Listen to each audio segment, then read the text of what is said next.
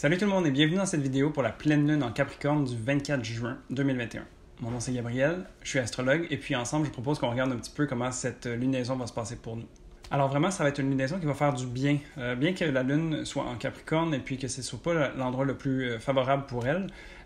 C'est une pleine lune qui va être quand même un peu plus douce que ce qu'on a vécu depuis les dernières lunaisons. Alors on est sorti de la saison des éclipses où il y a eu quand même beaucoup d'énergie, d'animosité, un peu de chaos aussi, puis tout ça, il y avait beaucoup d'électricité dans l'air. Et donc vraiment, cette lunaison-là va venir grounder, va venir être beaucoup plus posée. Elle est quand même bien supportée, on va pouvoir regarder ça, puis elle fait du bien. Tu sais, vraiment, ça va nous permettre une certaine intégration de ce qu'on a vécu, puis vraiment poser les bases pour ce qui va suivre. Alors donc, pour débuter, on a la lune qui est en Capricorne. La lune en Capricorne, vraiment, c'est une lune qui est sérieuse, qui est un peu froide, qui est un petit peu sec, tu sais, qui n'a pas vraiment envie de flafla, qui va à l'essentiel des choses. C'est une lune qui nous demande de regarder les choses en face, puis concrètement, en fait. Donc vraiment, tout ce qui se passe à l'intérieur de nous, on ne va pas nécessairement y aller avec des pincettes ou avec des ressentis, tout ça, c'est vraiment regarder plus de façon factuelle. Donc vraiment, ça va être regarder un peu qu'est-ce qui a été fait. Tu sais, on sort de la saison des éclipses, alors vraiment, c'est une remise à niveau, un bilan, qui vient juste faire état des lieux, pour pouvoir s'assurer qu'on reste cohérent dans le fond. Et puis qu'on est aligné sur différents plans. Donc vraiment avec la Lune, on parle de nos besoins, on parle de nos peurs, on parle de notre monde intérieur un petit peu, tout ça. Alors vraiment, c'est juste s'assurer que tout ce qui se passe autour de nous, est-ce qu'on est toujours accordé avec ça? Est-ce qu'on aime toujours la place que nous, on occupe à travers toute cette dynamique-là? Et puis juste s'assurer de répondre à ses besoins, puis d'être honnête avec soi-même. Donc il y a vraiment ce côté, sec, un petit peu... direct qui va vraiment venir juste regarder les choses en face. Étant donné que c'est une pleine lune, donc la lune est opposée au soleil, le soleil se trouve en cancer, donc pas du tout la même énergie, mais quand même on va aller toucher à des sujets qui sont sensiblement pareils. Alors le soleil en cancer, c'est un soleil beaucoup plus doux, beaucoup plus sensible, donc qui va vouloir aller vers l'intérieur, qui va vouloir faire ce bilan justement un petit peu que le Capricorne nous propose, mais elle va aller le faire au niveau émotionnel, au niveau intuitif, sensible, et donc va vraiment vouloir se replier sur soi-même pour aller en profondeur puis aller connecter avec sa sensibilité. Donc, d'un côté, la Lune va venir nous demander de faire un travail intérieur, mais de façon plus droite. Et puis de l'autre côté, le Soleil nous demande de rayonner un peu cette sensibilité-là et cette douceur. Alors vraiment, je crois que ce qui englobe les deux énergies, c'est vraiment cette idée de bilan, cette idée de remise à niveau. Étant donné que si on regarde juste ce qui vient de se passer, c'était quand même assez éclectique, on a besoin de faire du renouveau par rapport à ça, puis de s'assurer d'être aligné. Mais aussi, tout le début de l'année a été particulièrement chargé, et puis depuis quelque temps, on est en train d'entrer vers la suite de 2021. Et donc, vraiment, c'est de s'assurer que ces fondations-là sont solides et nous permettent d'être capables d'être le plus alignés possible avec tout ce qui se passe autour de nous. Alors, vraiment, le soleil au niveau de l'identité, de l'ego, la lune au niveau de mon intérieur, des émotions, de la sensibilité, comment on prend soin de soi. Alors, c'est vraiment cette énergie-là qui vient alimenter cette lunaison. Les deux luminaires du ciel, donc la lune et le soleil, sont supportés par Jupiter, chacun à leur manière. Donc, on a un sextile pour la Lune et on a un trigone pour le Soleil. Alors vraiment, Jupiter, cette planète bénéfique qui vient apporter une certaine chance, puis vient agir en tant que mentor ou que guide dans la nuit, vient apporter sa lumière et vient apporter son optimisme et sa jovialité. Donc vraiment, c'est un travail quand même assez important de venir faire le bilan, mais c'est comme si Jupiter allait venir nous dire, de par son support et de par les occasions qu'il va nous présenter, va venir nous montrer un peu le côté positif dans tout ça. Va venir nous montrer peut-être que les choses qui ont besoin d'être travaillées, c'est pour le mieux. Que les choses qu'on pensait qui étaient acquises puis finalement pas, c'est des opportunités d'apprendre ou de s'expandre encore plus. Alors vraiment, c'est comme s'il va venir montrer le fil d'argent qui se trouve un peu autour de chacune des situations pour venir justement épauler ça puis nous supporter. Alors je pense que ça va faire du bien d'avoir ce regard-là. Surtout qu'on profite toujours de Jupiter qui est en Poisson, donc qui est en domicile, bien qu'il est rétrograde maintenant, continue d'être dans ce signe-là qui est chez lui, donc qui est tourné vers, lui aussi un peu vers la sensibilité, vers la connexion à plus grand que soi, vers une découverte intérieure, une quête intérieure. Alors vraiment, ça vient alimenter cette idée de bilan, cette idée de remise en question, cette idée de réajustement, et ça vient nous faire grandir à travers tout ça. Donc il y a vraiment, je pense, C'est comme une belle occasion de venir faire état des lieux, de se connecter à soi et puis de grandir de ce point de départ-là. Sans oublier aussi que beaucoup des choses qu'on fait pendant que Jupiter est en Poisson, c'est un peu un avant-goût ou un aperçu de ce qui va se passer pour la première moitié de l'année 2022. Où est-ce que là, ça va être vraiment en pleine action. Alors vraiment, je pense que on est en train de construire quelque chose de solide, puis on est en train de se transformer collectivement, puis à un niveau individuel, pour aller vers quelque chose de plus grand que soi, éventuellement, puis qui va vraiment nous faire du bien, puis qui va nous faire avancer. Sinon, on a aussi Mercure qui vient jouer son rôle dans cette lunaison. Mercure qui est toujours en Gémeaux. Mercure qui est toujours en Gémeaux, et puis qui est maintenant redevenu direct. Donc, est en train, depuis un certain temps, de refaire les aspects qu'il faisait depuis quelque temps. Donc, est en train de repasser à travers un chemin qu'il a déjà parcouru à reculons il y a quelque temps. Et donc, vraiment, c'est un peu un retour de l'introspection qui s'est passé dans les dernières semaines. Alors, Mars a envie de communiquer, il est en Gémeaux, il est en domicile aussi, il a envie d'échanger, de partager, d'avoir différents points de vue, différentes perspectives pour pouvoir collecter le plus de données possibles et se faire une idée. Alors vraiment, il y a ce travail-là, très bourdonnant qui va venir alimenter ça. Et puis je pense que dans cette idée de bilan, de remise en question, ça va être aussi de collecter toutes les données qui sont à notre disposition pour venir justement alimenter cette recherche intérieure-là, cette remise à niveau, puis de s'assurer d'être le plus cohérent avec où est-ce qu'on est rendu maintenant. On a fait beaucoup de travail intérieur depuis quelques temps, et puis là, on commence à l'extérioriser puis à le manifester. Donc, ça va être intéressant de voir, avec l'étendue des connaissances qu'on a, qu'est-ce qu'on est capable de créer à partir de ça. Mercure va faire un trigone avec Saturne, qui est en Verseau. Donc, ici, il y a vraiment le côté mental, le côté intellectuel vient être supporté autant dans la structure que dans les mots. Alors vraiment, Mercure qui a de nouveau envie de parler puis de s'extérioriser est supporté par un petit peu l'énergie ambiante, l'énergie du collectif, tout ce qui vient encadrer en fait ce qui nous entoure, puis les opportunités qu'on se donne pour exprimer comment on se sent.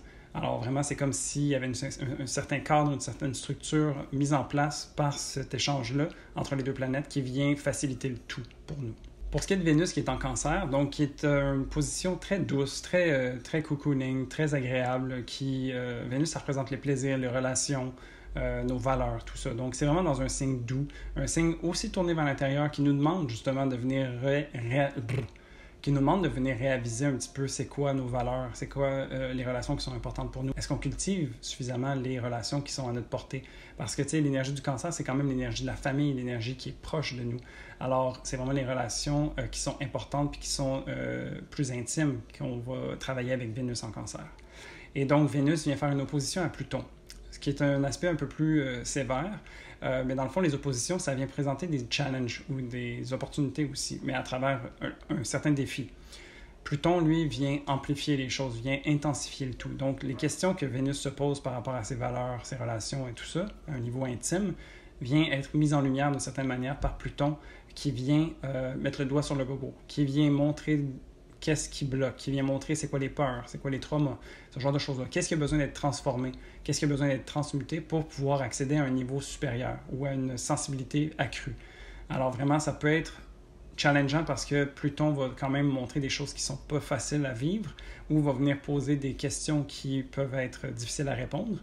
Mais derrière chaque transit avec Pluton, il y a quand même cette opportunité de grandir, de transformer quelque chose qui peut être un boulet en quelque chose qui peut nous permettre de s'envoler. Alors ça nous demande sans doute avec cet échange entre Vénus très doux et Pluton très dur ou très chirurgical, de venir regarder en face certaines choses pour pouvoir justement passer au-dessus de ça. Passer au-dessus de ces blocages-là qui vont nous permettre d'aller chercher peut-être une plus grande intimité avec les gens qui sont proches de nous. Peut-être une plus grande authenticité par rapport à nos valeurs et qu'est-ce qu'on exprime, tu sais. Alors, je pense que vraiment, au niveau des valeurs et tout ça, ça va être de se permettre une authenticité accrue qui va nous donner l'opportunité de grandir et d'être plus en accord avec soi-même, d'être plus vrai avec soi-même.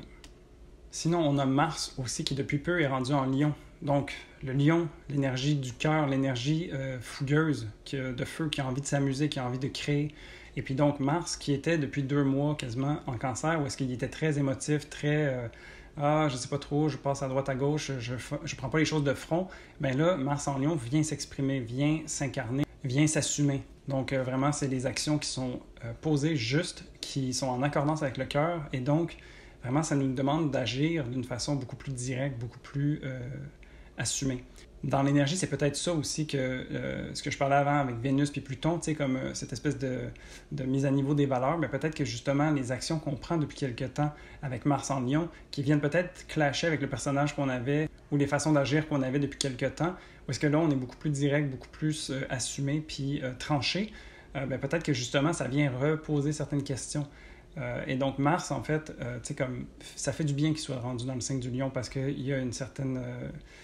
une façon justement plus authentique de s'exprimer et de prendre action, mais ça peut venir quand même déranger un petit peu, tu sais, parce que forcément quand on agit de cette manière-là, on prend plus de place, puis peut-être que ça peut venir jouer sur les autres, puis tout ça, tu sais, il peut y avoir un petit peu plus de conflit, ce qui n'est pas une mauvaise chose, ce qui veut dire qu'il y a plus de notre personnalité qui est engagée, et donc forcément il y a peut-être un réajustement à faire.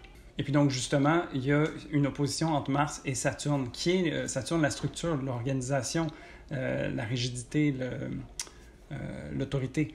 Alors vraiment, peut-être que les actions qu'on commence à poser avec Mars en Lion commencent à venir déranger d'une certaine manière. Et donc, on a un retour peut-être négatif ou plus oppressant de l'autre côté. Mais tout ça, c'est dans l'idée aussi de retrouver où est-ce qu'on a envie de se situer, où est-ce qu'on a envie de mettre nos limites. C'est aussi ça, une discussion entre Mars et Saturne. C'est jusqu'où est-ce qu'on peut agir, jusqu'à quel point où on peut avancer, en fait. C'est de savoir, comme où est-ce qu'elle est la limite, mais en la dépassant d'un pas. Donc vraiment, il y a peut-être cet échange-là aussi. Puis c'est là que l'opposition entre Mars et Saturne se fait sentir, où est-ce qu'on essaye justement de prendre plus de place dans une société où est-ce qu'on s'exprime de façon nouvelle. Alors même nous, on n'est pas super à l'aise à travers ça. Et donc, c'est de savoir un petit peu à tâtons ou par l'essai-erreur, en écoutant son cœur, jusqu'où on peut aller ou jusqu'où on veut aller. Alors vraiment, c'est cette mise à niveau, tu sais, comme toute cette idée de bilan par rapport à cette lune-là, c'est de trouver justement où se trouve sa limite par rapport à nous, mais aussi par rapport aux autres. Alors, il y a un peu cet échange-là qui se passe. Et puis, pour finir cette lunaison-là en particulier, on a toujours le carré de Saturne et d'Uranus. Donc, Saturne qui vient jouer avec Mars à un niveau plus personnel, mais aussi, en fond, vient faire son travail continuel de l'année 2021, où est-ce qu'il est en carré avec Uranus et vient replacer un peu le statu quo, vient repasser les fondements de la société. Donc, il pose des questions de fond à Uranus qui vient brasser la cage, qui vient faire déplacer des idéologies très ancrées, très profondes. Et donc, il y a cette restructuration-là. Tu sais, donc, en arrière-plan, on a vraiment un gros nettoyage puis un gros remue-ménage qui se fait faire. Et puis nous, à un niveau individuel, on ressent un peu ces tremblements-là, puis on doit s'ajuster, on doit bouger ou changer sa posture pour pouvoir continuer d'agir puis se découvrir tout en même temps. Donc, il y a quand même beaucoup de mouvements qui se passent alors qu'on essaie de faire ce travail intérieur et cette remise en question, ce bilan pour justement savoir où est-ce qu'on a envie d'aller. Mais il y a quand même un terrain, pas glissant, mais un terrain changeant sous nous. Donc, tu sais, on sent les vibrations, on sent que les déplacements sont lents, mais sûrement, et puis que nous, on a besoin d'agir et on a besoin de prendre une posture différente pour continuer d'être en cohérence avec soi-même. Alors, somme toute, une lune assez intéressante quand même, où est-ce qu'il y a vraiment un côté plus personnel qui demande une remise en question puis un réajustement par rapport à notre échange avec l'extérieur puis avec nos relations, trouver c'est quoi nos valeurs, tout ça, puis comment on se positionne, sur un fond de changement de société lent mais sûrement. Tu sais, comme vraiment l'image des plaques tectoniques qui sont en train de se déplacer puis qui nous demandent d'avoir une certaine flexibilité puis de trouver ces manières-là d'agir qui sont nouvelles. Alors, je pense vraiment que cette lunaison est à deux vitesses, où est-ce qu'il y a vraiment des mouvements lents qui se passent en fond, puis qu'on ressent depuis le début de l'année, donc, puis qui font juste être présents à ce moment-là. Mais je crois surtout que ça va se passer à un niveau personnel, où est-ce que c'est les questions de valeurs, de besoins, de fondements, et d'être clair avec soi, d'être authentique, et puis d'assumer en fait cette nouvelle posture qu'on a envie de prendre pour la suite des choses. Alors voilà, si tu as aimé cette vidéo, n'hésite pas à mettre un pouce, t'inscrire à la chaîne et me laisser en commentaire un peu comment tu penses vivre cette lunaison-là. Et puis sur ce, moi je te souhaite une belle lunaison et on se revoit dans 14 jours pour la prochaine lunaison. Salut!